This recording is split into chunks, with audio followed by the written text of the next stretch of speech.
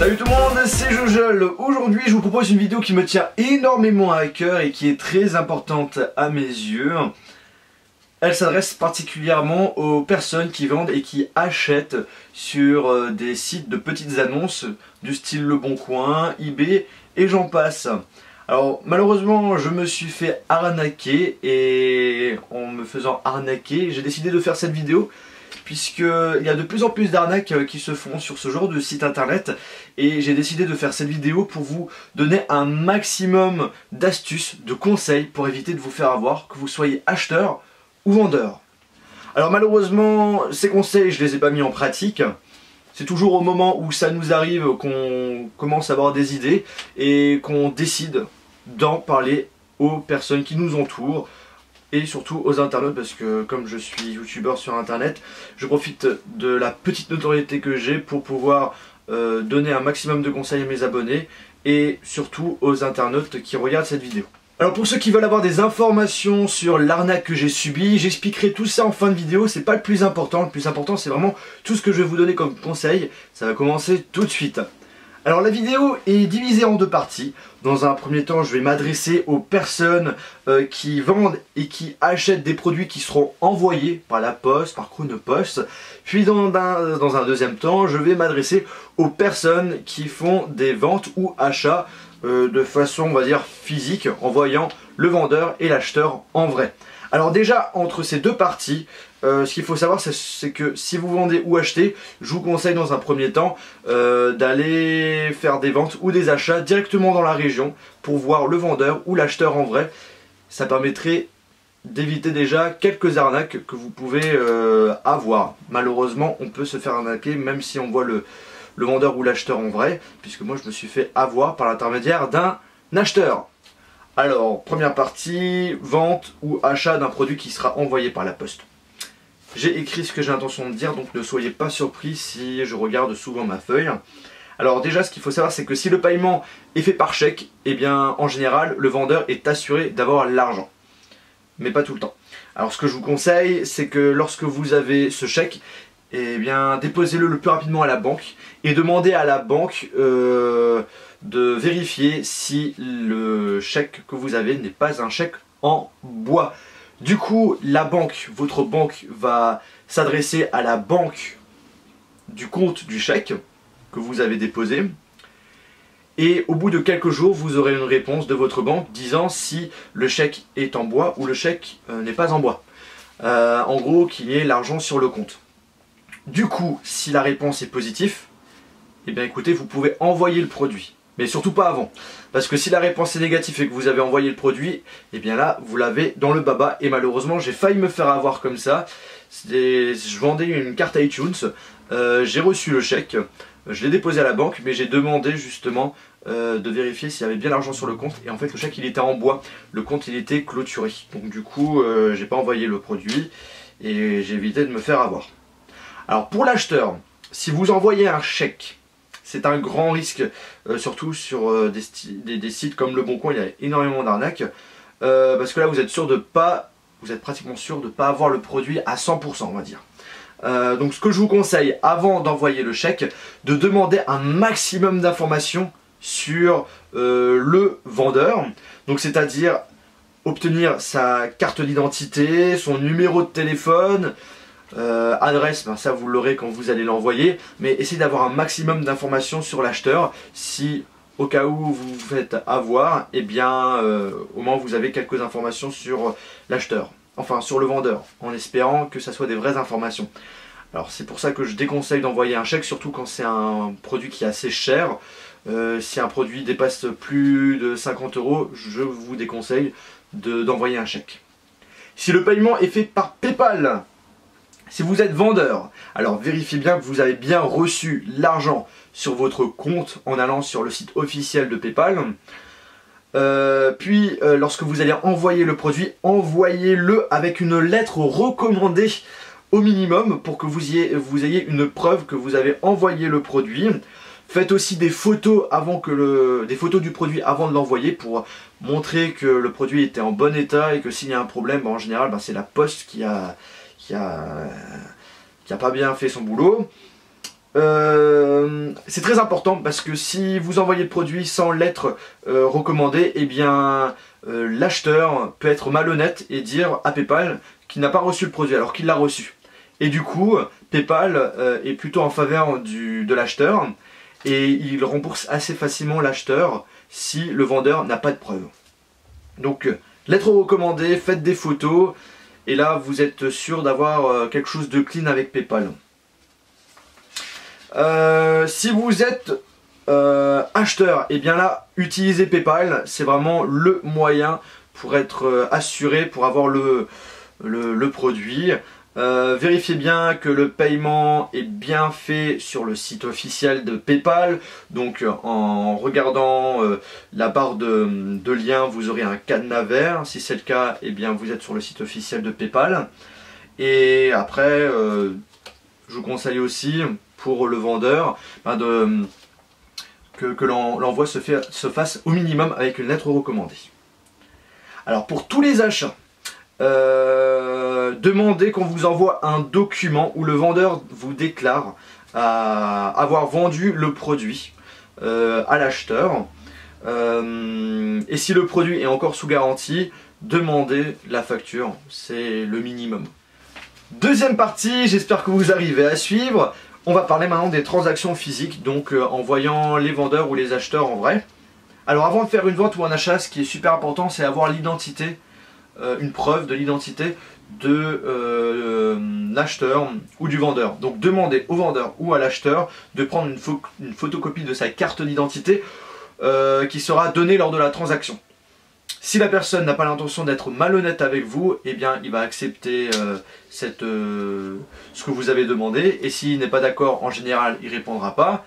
Et sinon, il vous dira non. Et bien là, annulez la transaction. Le mec, il est malhonnête à 100%. N'hésitez pas à contacter la police. Puisque en général, il y a plein d'arnaqueurs sur le Bon Coin, sur des sites internet. Et justement, ça sera un moyen de choper quelques arnaqueurs sur ce genre de site internet. Donc n'hésitez pas, si vous avez que ce soit des mails ou des numéros de téléphone, de les confier à la police. Ça peut aider certaines personnes qui sont fait avoir dernièrement à cause de ce genre d'individus.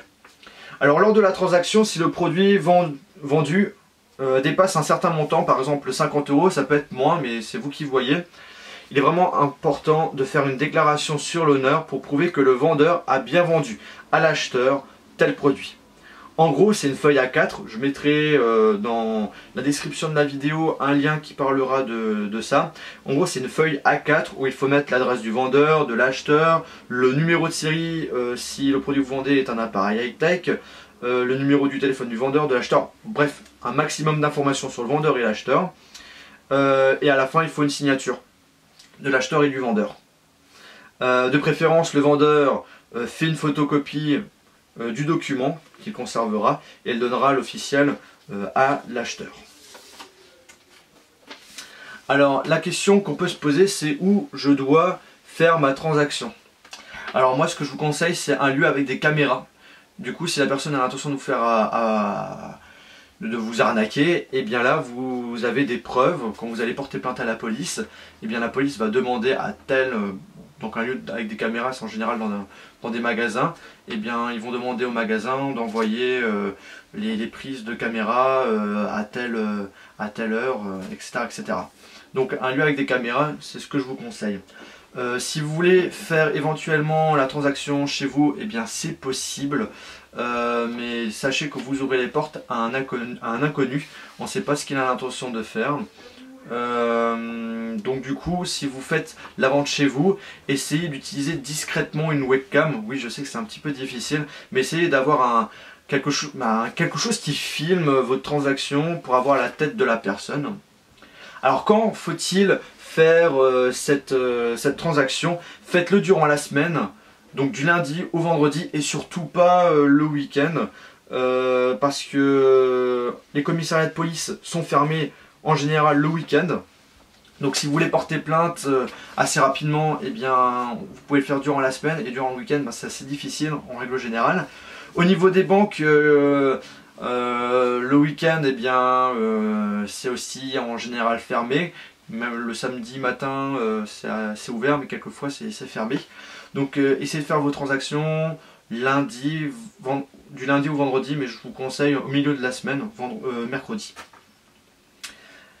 Alors au niveau des paiements, c'est là où justement on se fait avoir, surtout quand on est vendeur. Je me suis fait avoir comme ça. J'ai eu le droit à des faux billets. Donc du coup on va parler en premier lieu des faux billets.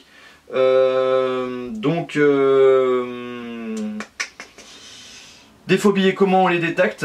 Le mieux c'est d'acheter un stylo détecteur de faux billets que vous trouvez facilement sur internet ou en magasin, du style Office Dépôt. Pour moins de 5 € vous en avez un, et en fait c'est un stylo, vous faites une trace sur le billet, et si la trace disparaît, et bien c'est un vrai billet, et si la trace reste, et bien c'est un faux billet.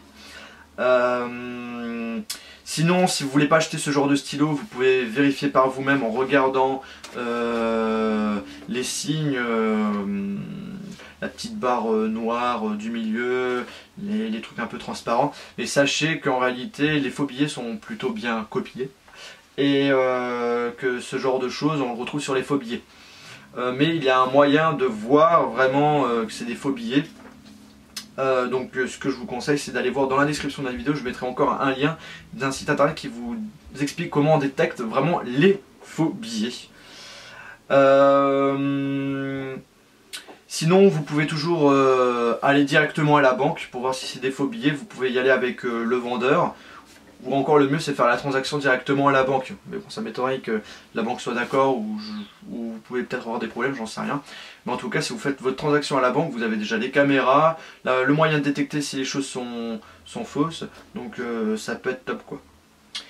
Si c'est un chèque que vous recevez, vérifiez bien que le nom et l'adresse de l'acheteur soient les mêmes sur le chèque qu'on vous a donné. Donc du coup, quand vous avez la photo d'identité, la photo de la carte d'identité, vous voyez que c'est la même adresse. Si c'est la même adresse, en règle générale, c'est pas un problème, vous n'aurez pas de soucis. Et si c'est pas la même adresse, en règle générale, c'est quand même une arnaque. Même si la personne a déménagé, il peut raconter des histoires, il faut vraiment se méfier. Surtout quand c'est un montant assez élevé. Mais vraiment le mieux c'est, si vous voulez que le paiement se fasse par chèque, et pour être sûr d'avoir le montant que vous avez demandé, c'est de demander un chèque de banque. Je mettrai encore dans la description de la vidéo un lien qui explique ce que c'est, et surtout comment détecter les faux, parce qu'il y a aussi des faux chèques de banque. Eh bien, je vous ai donné tous les conseils que j'avais. Il y en a certains peut-être qui ont d'autres astuces, donc n'hésitez pas à partager tout ça via les commentaires de la vidéo. Je sais que je suis pas le premier, et je serai malheureusement pas le dernier à me faire arnaquer, mais on peut éviter un maximum d'arnaques. Alors ce que je vous conseille, et c'est très important, n'hésitez pas à partager cette vidéo à vos amis. Maintenant, je vais vous expliquer ce qui s'est passé au niveau de mon arnaque. J'ai vendu un Galaxy S4 sur le Bon Coin un samedi après-midi, ce qu'il faut surtout pas.